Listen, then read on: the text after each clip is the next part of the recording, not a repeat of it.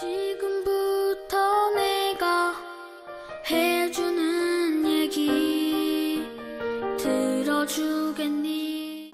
오늘 하나님께서 주시는 은혜의 말씀을 보시겠습니다. 신약성경 마가복음 2장 1절부터 12절 말씀입니다. 마가복음 2장 1절부터 12절 말씀, 신약성경 마가복음 2장 1절부터 12절 제가 봉독해 드리겠습니다. 수요일 후에 예수께서 다시 가버나움에 들어가시니 집에 계시다는 소문이 들린지라 많은 사람이 모여서 문 앞까지도 들어설 자리가 없게 되었는데 예수께서 그들에게 도를 말씀하시더니 사람들이 한 중풍병자를 4사람에게 메어가지고 예수께로 올세 무리들 때문에 예수께 데려갈 수 없으므로 그 계신 곳에 지붕을 뜯어 구멍을 내고 중풍병자가 누운 상을 달아내리니 예수께서 그들의 믿음을 보시고 중풍병자에게 이르시되 작은 자야 내 죄 사함을 받았느니라 하시니 어떤 서기관들이 거기 앉아서 마음에 생각하기를 이 사람이 어찌 이렇게 말하는가 신성모독이로다 오직 하나님 한 분 외에는 누가 능히 죄를 사하겠느냐 그들이 속으로 이렇게 생각하는 줄을 예수께서 곧 중심에 아시고 이르시되 어찌하여 이것을 마음에 생각하느냐 중풍병자에게 내 죄 사함을 받았느니라 하는 말과 일어나 내 상을 가지고 걸어가라 하는 말 중에서 어느 것이 쉽겠느냐 그러나 인자가 땅에서 죄를 사하는 권세가 있는 줄을 너희로 알게 하려 하노라 하시고 중풍병자에게 말씀하시되 내가 내게 이르노니 일어나 내 상을 가지고 집으로 가라 하시니 그가 일어나 곧 상을 가지고 모든 사람 앞에서 나가거늘 그들이 다 놀라 하나님께 영광을 돌리며 이르되 우리가 이런 일을 도무지 보지 못하였다 하더라. 아멘. 오늘은 고립된 자에게 주시는 베푸시는 은혜, 고립된 자에게 베푸시는 은혜라는 제목으로 하나님 말씀을 상고하겠습니다. 아마 오늘 본문 말씀은 우리 성도님들이 다 아시리라 생각을 합니다. 아주 유명한 말씀이죠. 한 중풍병자가 있습니다. 잭 스쿠트 목사님이란 분은 아주 젊은 사람이었다라고 얘기를 합니다. 이 중풍병은 당시에는 불치의병이었죠. 그리고 아주 창피스러운 병이기도 했습니다. 특히 젊은 사람이 이 병에 걸렸다는 것은 더더욱 창피스러운 일이었는데 당시 이 병은 성적인 범죄를 저지른 사람, 성적으로 깨끗하지 아니한 사람에게 하나님께로부터 내려오는 형벌이다라는 생각이 있었기 때문입니다. 그러므로 젊은 사람이 이 병에 걸렸다는 것은 그 병 자체로 인한 고통과 심각한 불명예 이 두 가지를 함께 끌어안고 살아야 되는 이중의 고통을 안겨다주는 일이었습니다. 무서운 죄악에 대한 무서운 형벌을 받는 것이다 라고 할 수 있겠죠. 따라서 이 사람은 사람들로부터 사회로부터 격리되어야 했습니다. 당연히 스스로 사람들 앞에 나아갈 수도 없었죠. 하나님의 성전에도 나아갈 수가 없었습니다. 그는 죄인 중에 죄수 같은 심정으로 평생을 살다가 슬프게 이른 죽음을 맞이해야만 하는 운명이었습니다. 과연 이렇게 철저히 고립되어질 수밖에 없었던 이 사람에게도 하나님의 구원이 임할 수 있을까요? 자, 그런데 여러분, 이 중풍병자의 이야기는요, 마태, 마가, 누가, 그러니까 공간복음에 다 기록되어져 있습니다. 그것은 아주 중요하다는 얘기겠죠. 이 사람이 구원받을 수 있을까라는 문제, 이 고립된 인생에게 하나님의 은혜가 임할 수 있을까라는 문제는 너무너무 중요하다라는 것입니다. 자, 이 사건이 왜 중요하고 의미가 있는지 이제 살펴보게 될 거예요. 이 사건이 중요한 이유는요, 바로 예수님의 사명과 관련이 있기 때문입니다. 예수님의 사명이 무엇입니까? 누가복음 19장 10절에는 인자가 온 것은 잃어버린 자를 찾아 구원하려 함이니라 라고 기록되어져 있습니다. 잃어버린 바 된 자, 사람들이 찾지 않는 자, 소외된 자, 고립된 자, 이런 사람들을 찾아서 구원하시는 것이 하나님의 뜻이다 하는 거예요. 그러므로 이 중풍병자는 구원을 받을 수 있는 거예요. 소망이 있는 것입니다. 이것이 아주 중요한 것이죠. 예수님의 사명에 대해서 좀 더 설명을 해드리자면 예를 들어 설명해 보자면 이렇습니다. 어떤 사람이 자기의 가족을 데리고 특히 어린 자녀까지 동반해서 산으로 캠핑을 떠났습니다. 그런데 갑자기 밤에 폭우가 내려서 고립이 되고 말았어요. 아무도 그의 가족이 고립되었는지를 알지 못합니다. 물은 점점 불어나고 언제 그의 가족이 있는 곳까지 물이 넘쳐서 함께 쓸려갈지 알 수가 없습니다. 게다가 핸드폰까지 방전이 되어서 어떤 사람에게도 구조 요청을 보낼 수가 없어요. 그 순간 이 사람과 그의 가족은 완전히 잊혀진 사람이라고 할 수 있겠죠. 흑암과 폭우로 인한 공포함 가운데 버려진 운명을 맞이한 사람들이에요.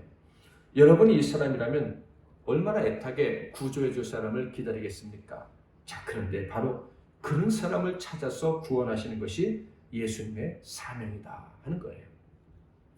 절대로 주님은 이 장마 가운데 가족을 데리고 캠핑을 떠나서 이런 일을 당하느냐 이렇게 책망하지 않으시고 찾아내셔서 구원하시는 일에 집중하신다. 이게 예수의 사명이다 하는 거예요. 그러므로 여러분, 예수님이 가장 기뻐하시고 보람을 느끼실 때는 언제라고 생각하십니까? 당연히 간절히 구원을 바라는 그 사람을 찾아내셨을 때예요. 그리고 그를 구원하실 때인 것입니다. 주 예수님의 마음이 이렇다는 것은 예수님이 여러 가지 사건들과 비유로 말씀해 주셨는데 1인 양의 비유는 아주 극적으로 예수님의 마음을 표현해 준 거예요.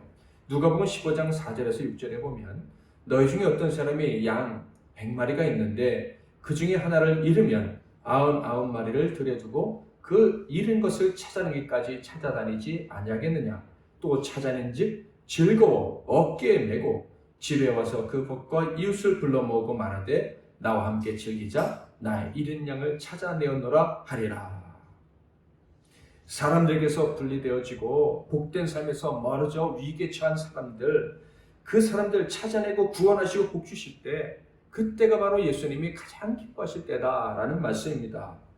다른 측면에서 보면 우리가 예수님을 가장 기쁘시게 해드릴 때는 언제겠습니까? 바로 우리가 주님의 도우심, 그분의 은혜를, 그분이 주신 구원을 간절히 사모할 때인 거예요. 그러니까 우리가 능력 있고 똑똑하고 부자이고 성공했을 때 그때 예수님을 가장 기쁘시게 해드리는 것이 아니라는 말씀입니다. 오히려 우리의 부족함 때문에 길을 알지 못해서 주님의 도우심을 구할 때 그때가 주님이 기뻐하시는 때다라는 것이에요. 자, 그렇다면 저와 여러분이 주님의 기쁨이 되고자 한다면 어떻게 돼야 될까요? 약한 자가 되고 고립된 자가 되고 죄인이 되어야 할까요? 맞습니다. 우리가 약한 자가 되고 죄인이 되고 고립된 자가 되어질 때 우리는 주님의 기쁨이 될 수 있어요. 심지어 너는 죄인이야. 그래, 나는 죄인이야. 이것을 인정하는 것이 오히려 기쁘게 여겨질 때 그 사람이 하나님을 기쁘시게 해드릴 수 있는 거예요. 이것이 너무 과장되고 과격한 말이라고 생각하십니까? 예수님께서 잃은 양의 비유를 우리에게 들려주시고 이렇게 얘기하셨어요. 누가복음 15장 7절 내가 너희에게 이르노니 이와 같이 죄인한 사람이 회개하면 하늘에서는 회개할 것 없는 의인 99으로 말미암아 기뻐하는 것보다 더하리라. 예수님의 기쁨일 뿐만 아니라 하나님의 기쁨이 되는 일이 있는데 그것은 바로 죄인이 회개하는 것이다 라는 거예요. 그것이 정말 주님의 가장 큰 기쁨이고 하나님의 큰 기쁨이라면 나는 죄인이 되고 싶다 이런 생각이 드는데 여러분은 어떻습니까? 여러분은 죄인이고 나는 연약한 자고 나는 고립된 자다 라는 생각이 드시는 분이 있습니까? 주님이 도와주지 않으시면 산속에 고립된 사람처럼 희망이 없는 사람이다 라고 생각되시는 분이 있습니까? 여러분은 어떤 사람이십니까? 여러분 지금 방금 드린 이 질문, 여러분은 지금 어떤 상황에 있느냐라는 질문에 대한 여러분의 대답은 너무나도 중요합니다.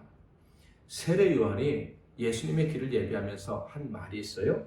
세상이 이렇게 외쳤죠. 마태복음 3장 1절부터 2절 그때 세례 요한이 이르러 유대 광야에서 전파하여 말하되 회개하라 천국이 가까이 왔느니라 하였으니 예수님의 첫 외침도 세례 요한과 같았습니다. 마태복음 4장 17절 이때부터 예수께서 비로소 전파하여 이르시되 회개하라 천국이 가까이 왔느니라 하시더라. 세례 요한이 외치고 그리고 예수님께서 회개하라 천국이 가까이 왔느니라 외치셨을 때 그 반응은요 둘로 나뉘어졌었습니다. 언제나 그랬죠. 너는 죄인이니 회개하라 라는 말씀이 좋아서 나온 사람들과 그것이 싫어서 예수님을 대적한 사람들, 언제나 그렇게 둘로 나뉘어졌습니다.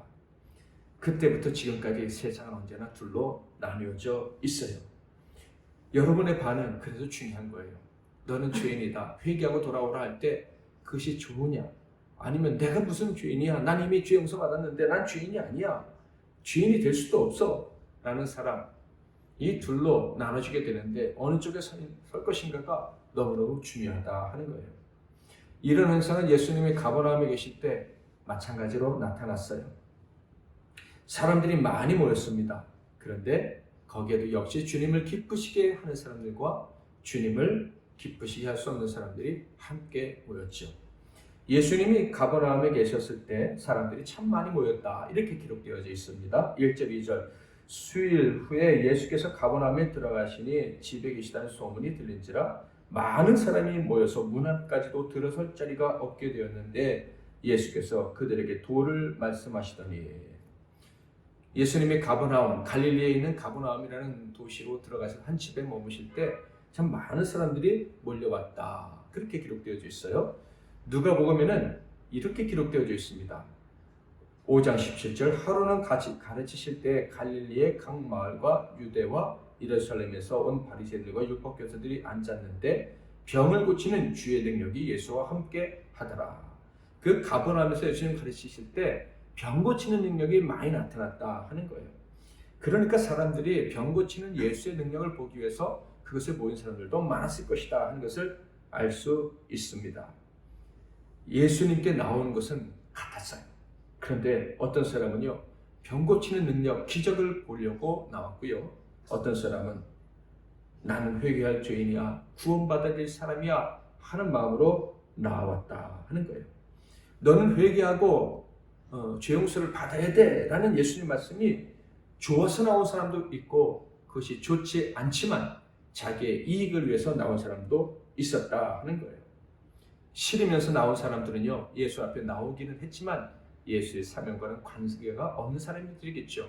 그들은 결코 예수님을 기쁘게 해드릴 수 없는 사람들인 거예요. 안타깝게도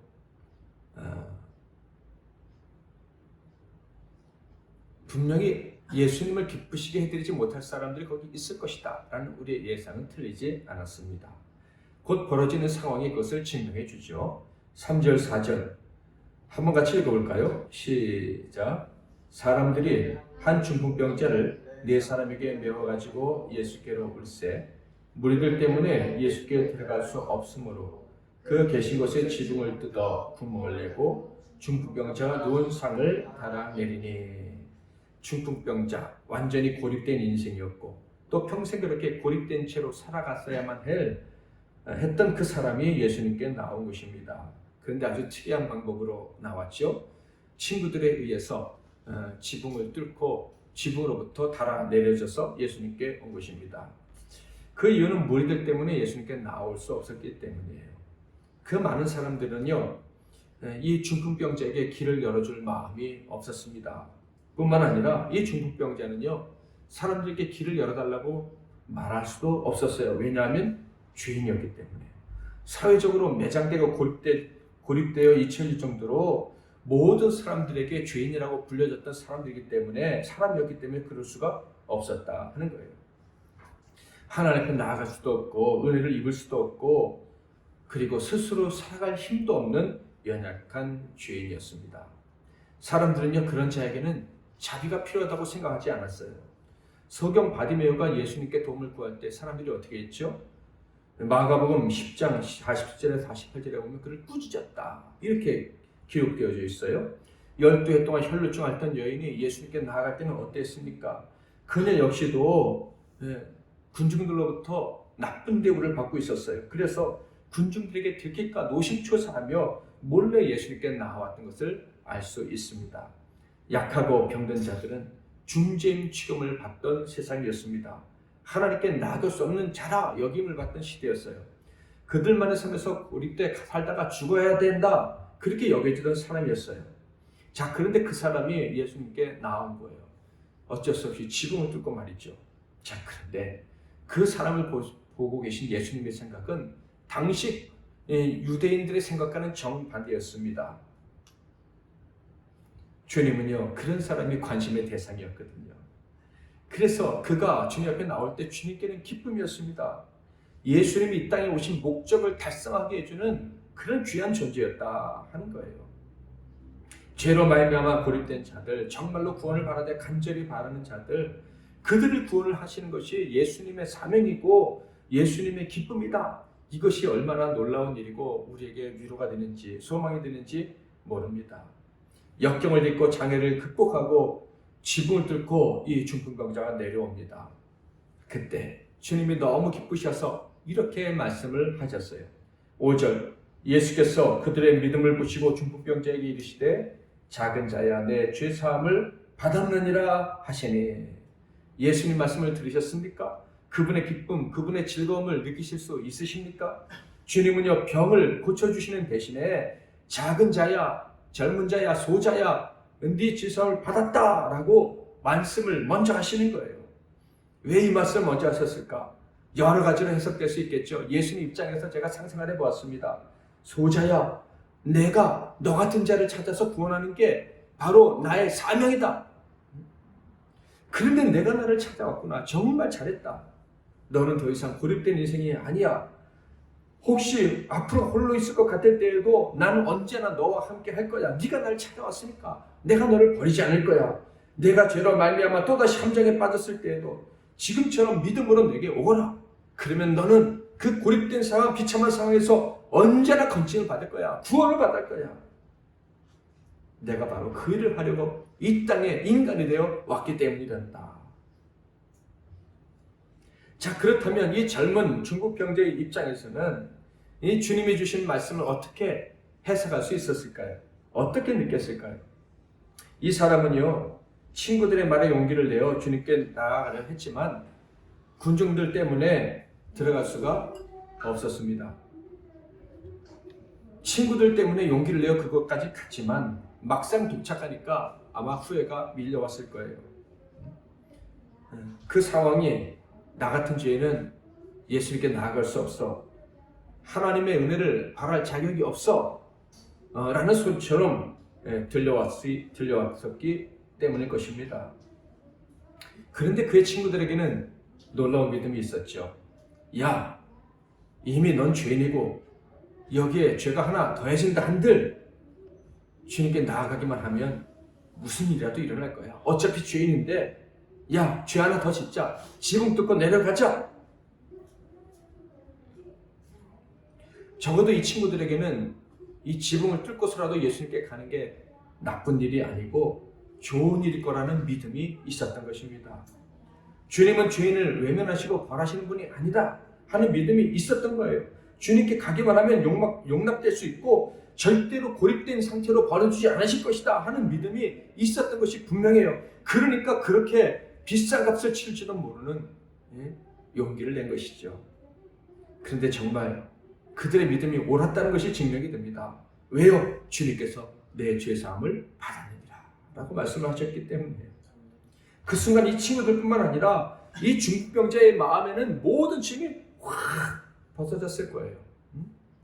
올 수 없는 자리에 왔잖아요. 그것도 올 수 없는 방법으로, 해서는 안 되는 방법으로 왔습니다. 그 집주인에게 손해를 끼치고 아주 무례한 방법으로 그렇게 온 건 아닙니까?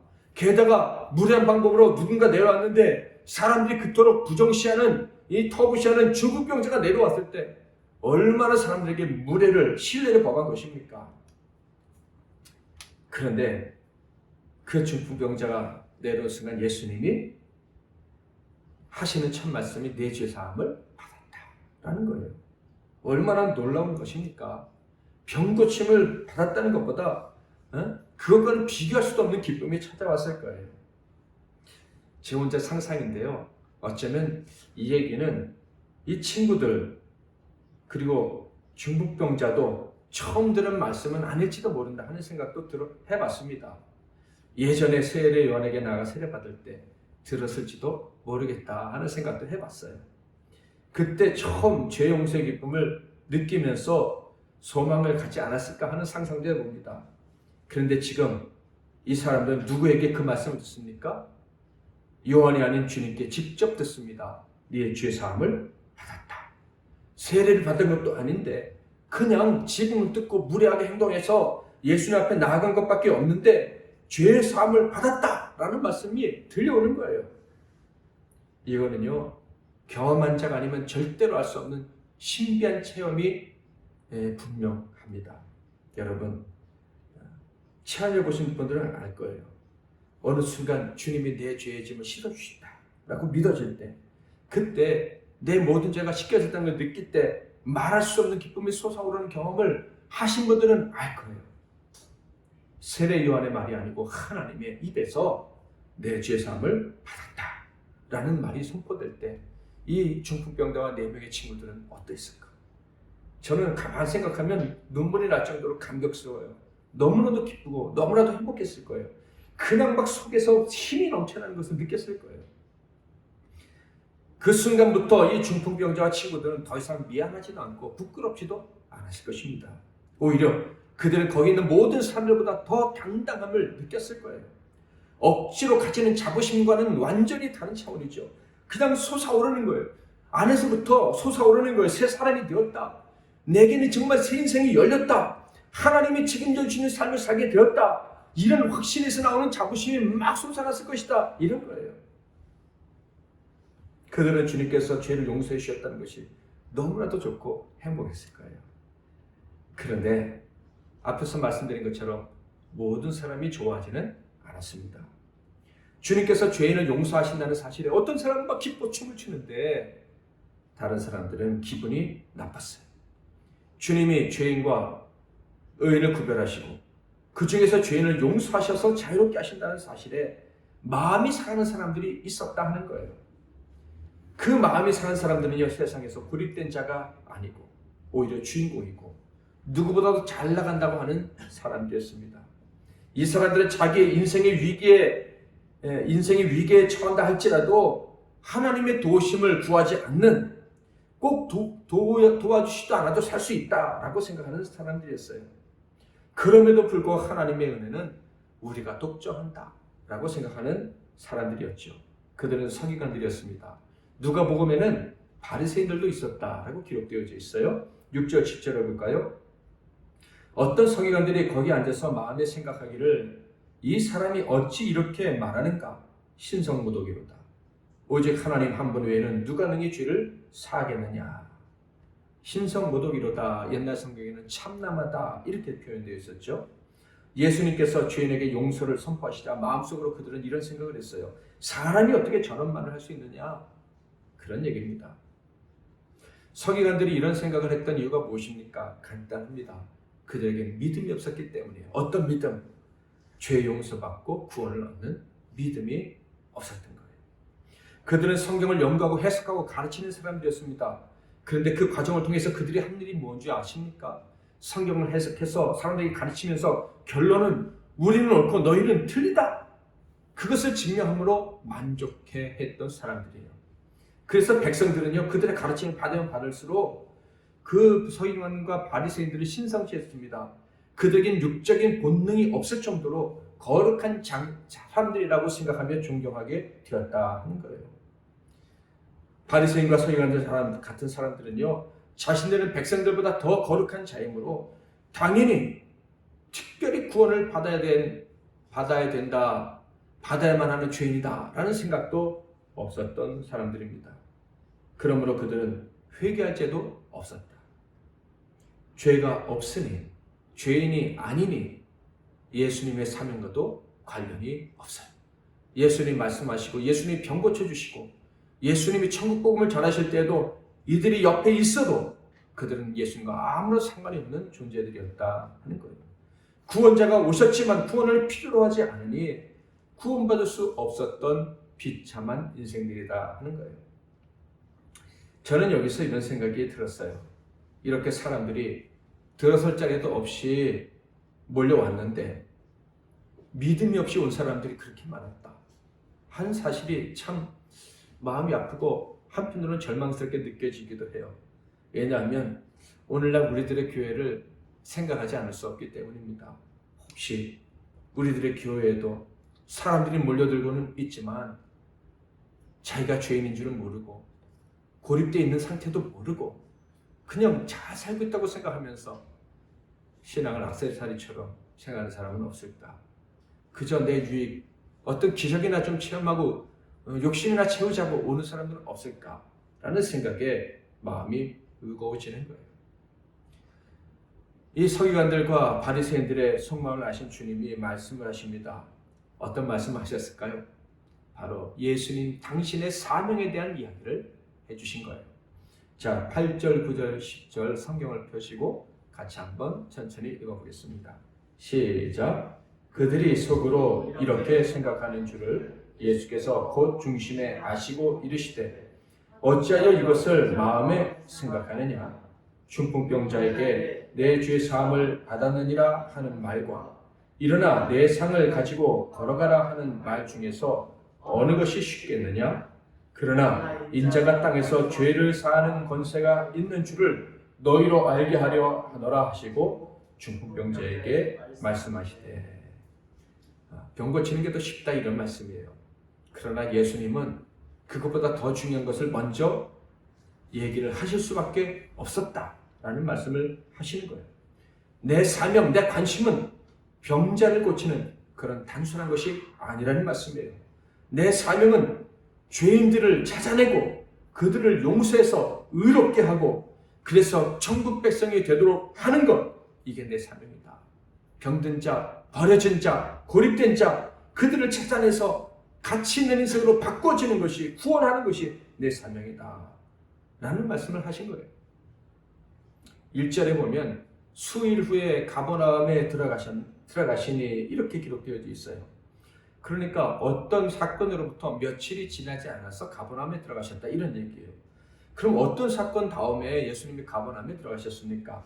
마태복음 8장에 보면 가다라 지방에서 귀신 들린 사람 2사람을 고치신 사건이었다 하는 것을 알 수가 있어요. 마태복음 8장 28절 29절을 볼까요? 또 예수께서 건너편 가다라 지방에 가시며 귀신 들린 자 2이 무덤 사이에서 나와 예수를 만나니 그들은 몹시 사나워 아무도 그 길로 지나갈 수 없을 지경이더라. 이에 그들이 소리질러 이르되 하나님의 아들이여 우리가 당신과 무슨 상관이 있나이까? 때가 이르기 전에 우리를 괴롭게 하려고 여기 오셨나이까? 하더니 이 귀신 들린 사람들이 말합니다. 우리가 당신과 무슨 상관이 있습니까? 이것은요 그 사람들의 말이 아니에요. 그 사람들 안에 있는 마귀의 말이죠. 귀신의 말입니다. 그러니까 이 사람들은요 이웃들로부터 버려졌고 집으로부터도 분리되어졌고 더 나아가 자기 자신의 인격과도 분리되어져 있는 거예요. 완전히 동떨어진, 사람이 살 수 없는 곳에서 살고 있었다 하는 거예요. 그런데 어떻게 하셨습니까? 예수님이 그들에게 은혜를 베푸셨어요. 그들을 찾아가셨고 그 귀신 들린 사람들을 구원해 내셨다 하는 거예요. 그 근처에 돼지떼가 있었는데 그 귀신들이 이 돼지떼에게 들어가라 라고 명을 내리시니까 이 사람들의 정신이 온전해져서 그들의 집, 그들의 가정, 그들의 일상으로 돌아갈 수 있게 되었다. 구원받았다는 거예요. 그들은요 주일 성수나 사원을 해가기는커녕 안식일에 성전에 가서 제대로 예배하기는커녕 하나님이 기뻐하신 일을 하나도 못하고 오히려 마귀와 함께 살았어요. 죄인 중에 괴수와 같았다 하는 거예요. 그런데 예수님이 그들을 찾아내셔서 구원해내셨어요. 왜요? 이게 예수님의 사명이니까. 그런데 예수님이 이 귀신 들린 사람 2를 고치시자 그 마을 사람들은 어떻게 했습니까? 3, 4절에 보면 온 시내가 예수를 만나려고 나가서 보고 그 지방에서 떠나기를 간구하더라. 예수님께 떠나달라고 요청을 한 거예요. 한 사람이 마귀로부터 해방되고 죄 용서받고 새로운 삶을 사는 것을 봤어요. 그렇다면 자기들도 이 마귀로부터 해방되고 죄 용서받고 복된 삶을 살 것을 갈망해야 하지 않겠습니까? 그런데 그것을 싫어했다 하는 거예요. 그 일이 있은 지 얼마 되지 않아서 수일 후에 예수님이 또다시 그런 사람들을 만나시고야 만 거예요. 바리새인들과 서기관들이죠. 그 집에 가득했던 많은 사람들이 그랬어요. 병 고치는 주님을 원했지만 죄를 용서하시는 주님, 마귀를 몰아내고 더 이상 마귀의 자녀로 살지 않도록 하시는 주님, 그 주님을 원하지 않았어요. 왜냐하면 그들은 마귀의 자녀고 죄의 종이었기 때문에 그렇습니다. 그것을 좋아했기 때문이에요. 주님은 예수님의 사명이 무엇인지 분명히 언급하신 후에 중풍병자에게 이렇게 말씀을 하십니다. 11절 12절 같이 읽겠습니다. 시작. 내가 내게 이르노니 일어나 네 상을 가지고 집으로 가라 하시니 그가 일어나 곧 상을 가지고 모든 사람 앞에서 나가거늘 그들이 다 놀라 하나님께 영광을 돌리며 이르되 우리가 이런 일을 도무지 보지 못하였다 하더라. 드디어 이 사람의 병을 고쳐주셨어요.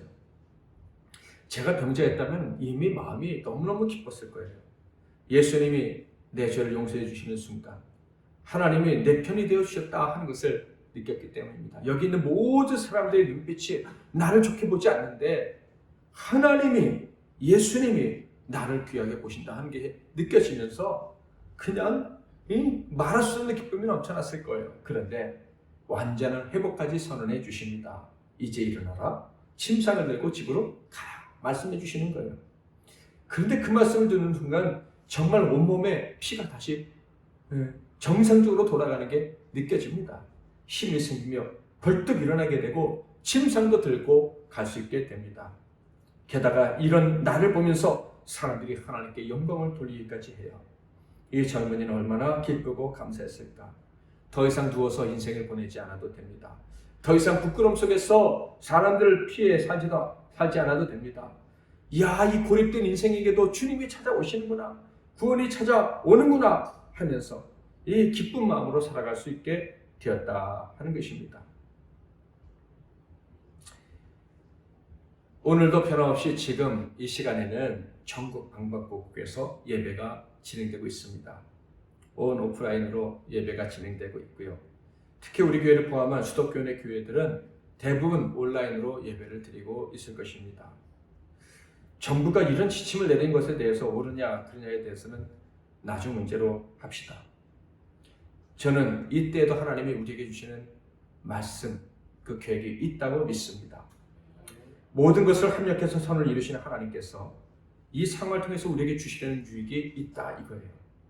바로 고립, 격리에 대해서 생각할 수 있게 해주시는 거예요. 우리의 연약함, 우리의 무능, 그동안 우리의 지은 죄악 때문에 하나님 말씀대로 살지 못한 우리의 허물 때문에 우리는 이렇게 고립을 겪게 됩니다. 더 나아가서 이런 생각도 하게 됩니다. 아마 지금 혼자서 핸드폰 들고 예배하시는 성도님들도 있을 거예요. 그러면서 하나님이 이 예배를 받아주실까? 과연 내가 은혜 받을 수 있을까? 내 믿음을 끝까지 지킬 수 있을까? 그런 생각과 함께 갑자기 홀로 남겨진 듯한 느낌? 같이 있을 때 몰랐는데 혼자 이렇게 예배하다 보니까 남들보다 훨씬 뒤처진 것 같은 느낌? 내가 치르는 죄의 값은 더 큰 것 같다는 느낌을 받을 수 있다고 생각을 합니다. 자, 그런데 여러분 앞에서 뭐라 그랬어요? 죄인이 되어야 은혜를 입을 수 있다 그랬잖아. 고립될 줄 알아야, 고립된 자신을 볼 수 있어야 은혜를 입을 수 있다고 하지 않았습니까? 주님이 기뻐하시는 자, 주님의 사명이 되시는 자, 주님이 찾아내고 싶으신 자, 그런 사람이 될 수 있다고 말씀드리지 않았습니까? 우리가 얼마나 부족한 자인지, 우리가 얼마나 쉽게 고립될 수 있는 자인지를 깨닫고 하나님의 은혜를 구할 때 그때 그 사람에게서 주님의 역사하심이 나타나게 되는 것입니다. 여러분, 정직한 사람이라면 얼마나 내가 쉽게 홀로 남겨지는지를 인정할 수밖에 없을 거예요. 겉으로 보기에는 아무런 문제가 없을 수도 있어요. 그런데 오늘날 갑자기 나에게 나만 아는 도덕적인 문제가 턱 하고 찾아옵니다. 뿐만 아닙니다. 인간관계에서의 문제, 영적인 문제, 재정적인 문제, 건강의 문제들, 수많은 문제들이 발생하죠. 갑자기 불어난 물에 예상치도 못하게 고립되듯이 그런 일이 발생한다는 거예요. 예를 들어볼까요? 여러분이 만약 부모라면 어느 날 갑자기 더 이상 자식을 지키지 못할 것 같고 양육과 교육에 나는 완전히 실패했다라는 감정을 느낀 적이 많을 거예요. 청소년이나 청년이라면 나 같은 사람에게는 미래가 주어지지 않겠구나. 내가 살아서 뭐하나 하는 생각에 사로잡힌 적도 정말 많을 거예요. 죄 때문입니다. 너는 혼자 힘으로 살아야 돼. 나는 마귀의 악한 속임수에 우리가 속아 넘어가서 이런 고통스러운 순간을 수시로 마주하게 되는 거예요. 죄 때문에 고립된다. 죄 때문에 격리된다. 이런 말씀이에요. 원에서도 격리되고 스스로도 격리되고 원치 않는데도 격리되는 경우가 얼마나 많습니까? 이게 우리 인생이에요. 우리 일생이에요. 우리 일생에 반복해서 나타나는 사건이에요. 왜 우리가 죄인이니까? 핸드폰으로 예배드리는 분들 중에 야, 이렇게 신앙생활하다가 내 믿음 지킬 수 있을까 뿐만 아니라 내 자녀에게 믿음을 유산으로 물려줄 수 있을까? 라고 생각하시는 분도 있을 거예요. 전에는 그렇게 심각하게 생각하지 않았을 수도 있어요. 그러나 이 코로나19 상황에서 더군다나 이렇게 격리되어 예배를 드리면서 내 믿음이 형편이 없구나 라는 생각을 하시는 분들이 많을 거예요. 그래서 하나님, 나의 믿음 없음을 용서해 주세요. 더 나아가 저와 제가 살아가는 모든 사람들을 제가 살려낼 수 없고 지킬 수 없으니 구원해 주세요. 라고 부르짖는 분들이 있을 거예요. 물론 서기관들처럼 아무런 느낌이 없는 분도 있겠죠. 그러나 만약에 저와 여러분이 지금 이 상황 속에서 내 믿음이 얼마나 연약한지, 내가 얼마나 쉽게 고립될 수 있는지를 기억하고 하나님의 구원을 바란다면, 하나님 내게는 간절히 소원하는 것이 있습니다. 바로 주님의 구원이십니다. 라고 말하는 분이 있다면 그분은 복된 분이에요. 하나님의 은혜밖에 합당한 사람이다 하는 거예요. 주일에 우리가 늘 모여서 예배하는 것이 중요합니다. 말세에는 모이기에 열심을 내지 않는 사람, 모이기를 피하는 사람들이 많아질 것이다. 예수님 말씀하셨어요. 그러므로 말세일수록 우리는 더 모이기를 힘써야 될 거예요. 그런데 그 힘써 모인 모임이 바리새인들과 서기관들의 모임과 같다면, 우리 자신의 죄와 죄로 말미암아 이 고립되기 쉬운 연약한 인생인지를 인정하지 않는 그 교만한 자들의 모임이라면 그 말세에 모이는 모임이라 할지라도 아무런 의미가 없을 거예요. 말세에 모이는 모임인데, 힘들게 모이는 모임인데 그런 의미가 없다면 전 더 억울하다고 생각이 듭니다. 그러나 이번 기회에 얼마나 감사한지 모르겠어요. 우리가 얼마나 연약한지를 다시 돌아볼 수 있으니, 우리가 얼마나 거짓되고 위선되고 교만한 신앙생활을 해왔는지를 점검할 수 있게 되었으니 얼마나 감사한지 모르겠습니다. 이제 인정합시다. 나는 죄인이라는 거. 오늘 믿음이 아무리 좋은 것 같아도 갑자기 죄 때문에 무너지고 쓰러지고 약해지고 고립되고 하나님 도와주세요 라고 부르짖을 수밖에 없는 죄인임을 인정합시다. 주님의 도우심이 없으면 갑작스럽게 찾아오는 모든 고통, 고립에서 벗어날 수 없는 자임을 인정합시다. 다시금 겸손하게 십자가를 바라보고 죄 용서를 구하며 믿음의 길을 걸어가는 신자가 됩시다. 코로나19로 저와 여러분의 신앙뿐만 아니라 삶이 위축되고 고립되어져 가십니까? 그렇다면 기회로 여길 수 있기를 바랍니다. 주님의 이름을 부르는 기회, 담대하게 그분 앞에 나아가는 기회, 죄 용서와 도움을 구하는 기회. 그러면 우리의 주님의 사명이 발동을 할 거예요. 주님이 도와주실 거예요. 이것이 주님이 나와 함께 하시는 증거구나, 주님은 나를 찾고 계셨구나 하는 증거를 얻게 될 것입니다. 그 은혜를 이번 기회에 누리시고, 이번 한 주간 동안 우리가 오늘 만나지는 못했지만, 함께 모이지는 못했지만 주님과는 더 가까워지는 그런 한 주간이 될 수 있기를 주님의 이름으로 축복합니다. 축도하겠습니다. 중풍병자에게 내 죄사함을 받았느니라 하는 말과 일어나 내 상을 가지고 걸어가라 하는 말 중에서 어느 것이 쉽겠느냐? 그러나 인자가 땅에서 죄를 사하는 권세가 있는 줄을 너희로 알게 하려 하노라 하시고. 아멘. 이제는 우리 주 예수 그리스도의 크신 은혜와 우리 하나님 아버지의 극진하신 사랑하심과 성령님의 위로 교통 충만 죄를 사하시고 복 주시며 하나님의 영광이 되게 하시는 놀라우신 역사하심이 오늘 다시 겸손히 나는 죄인이고 쉽게 고립될 수 있고 혼자 남겨질 수 있는 자라는 것을 인정하고 하나님의 구원의 은총, 예수의 대속하심을 바라며 매일 엎드려 살기로 결정한 이 복된 종들 한 분 한 분 위에와 사랑하는 그들의 가정과 산업 위에 이 나라와 이 민족과 세계 열방과 주님께서 피로 값주고 사신 우리 MBC 나눔교회와 어제 그리고 앞으로 언제까지일지 모르지만은 우리 사랑의 돌봄을 받지 못하는 수많은 힘들게 사는 노인들, 노숙자들 위해 이제로부터 영원토록 함께 하실지어다. 아멘.